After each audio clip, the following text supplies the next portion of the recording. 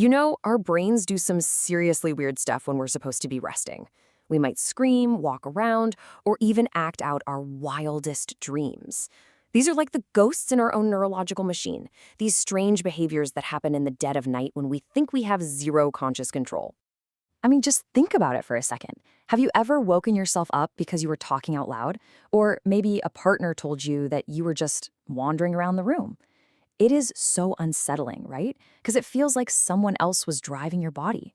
So what is going on here? So, the big question we're tackling in this explainer is this. What if all these bizarre nighttime behaviors, these ghosts, aren't just random glitches in the system?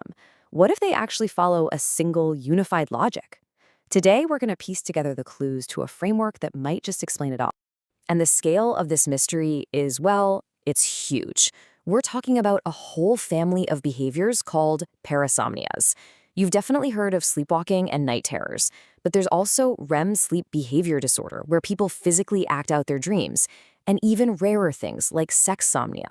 Now, they all seem totally different on the surface, but they share one absolutely crucial feature. And that right there is the key. This isn't just about having weird dreams. No, we're talking about the brain producing complex, real-world actions, like walking, talking, even fighting, all while the conscious, self-aware part of you is completely offline. That is the paradox we need to solve. Okay, so our first clue comes from a concept called strain. And honestly, the best way to think about it is like a pressure cooker. All day long, our brains are accumulating pressure, from cognitive tasks, emotional stress, just the physiological load of being alive. And at night, all that pressure has to go somewhere. In the framework we're exploring today, this is called strain, and it's represented by the Greek letter sigma. It's basically all that pent-up energy in your neural circuits. See, sleep is supposed to be the process that safely releases this pressure. But what happens when it doesn't? Or when the pressure is just way too high? Well, it has to find another way out. All right, clue number 2. I want you to think of your brain's control system like a company's chain of command. You've got different departments, or layers, and the higher-ups are supposed to keep the lower levels in check. This is especially true when the company is, closed for the night. Now, what's so cool about this slide is how it lays out that hierarchy. At the very top, in layer 5, you've got the CEO. That's your narrative self, your sense of right and wrong. And way, way down at the bottom, you have the factory floor, just running on automatic motor programs. And then you've got building security, running on pure instinct. During the day, the CEO is in charge, no question. But during sleep, the CEO goes home, and the gates between all these layers get a lot weaker. And that brings us to our final clue. The brain basically has a day shift and a night shift, and they are run by two very different personalities. This is all about the two hemispheres of our brain and how their roles just dramatically change the moment we fall asleep. During the day, our left hemisphere, let's call it the explainer, is dominant.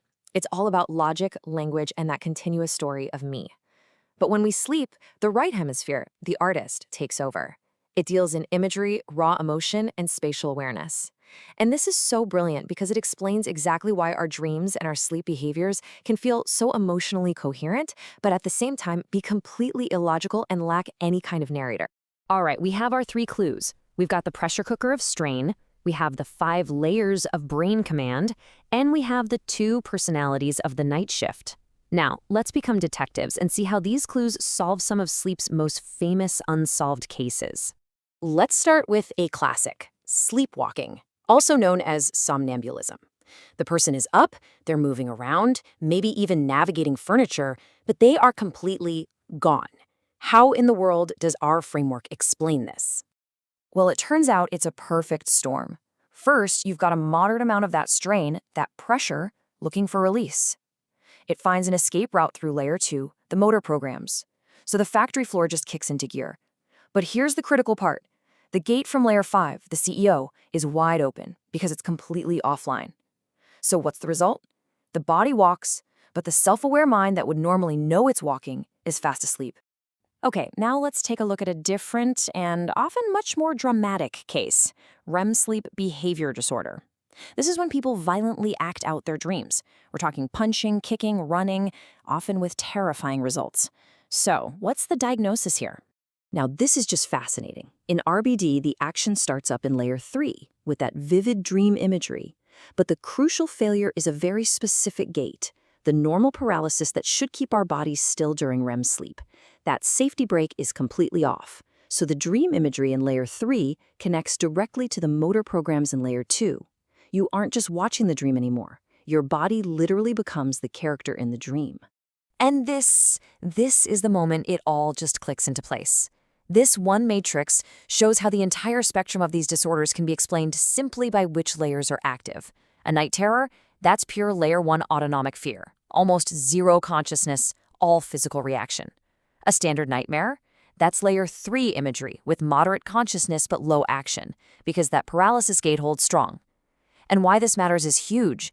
It suggests that treatments shouldn't be one size fits all. A therapy that targets the motor system for a sleepwalker might be totally different from one that targets the fear circuits for someone with night terrors.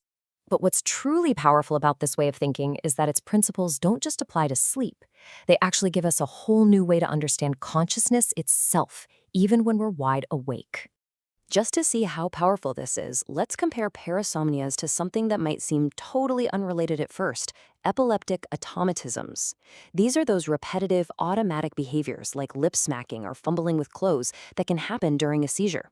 Now, the trigger is different, a seizure, not sleep instability, but the underlying principle, it is identical. In both cases, that high-level gating from the CEO fails, and that leads to action without full reflective awareness. They are truly two sides of the same coin. And this all points to a really profound idea, which is captured perfectly here. Consciousness isn't just a simple on or off switch. It's a graded phenomenon. It all depends on how well these different layers and the two brain hemispheres are communicating and working together. When that coherence breaks down, consciousness itself begins to fragment. And this leads us to this fascinating concept that our brains can actually be in a mixed state. Scientists even have a name for it: local sleep. Parasomnias are the most dramatic example, right? The motor parts of the brain are awake enough to walk around, but the prefrontal cortex, the part that holds our self-awareness, is profoundly asleep. And that leaves us with one final and kind of provocative thought. If local sleep is real and parts of your brain can be awake while the rest of you is asleep, does the reverse also happen? Could parts of your brain be asleep right now while you think you are fully and completely awake? Well, that's a mystery for another time.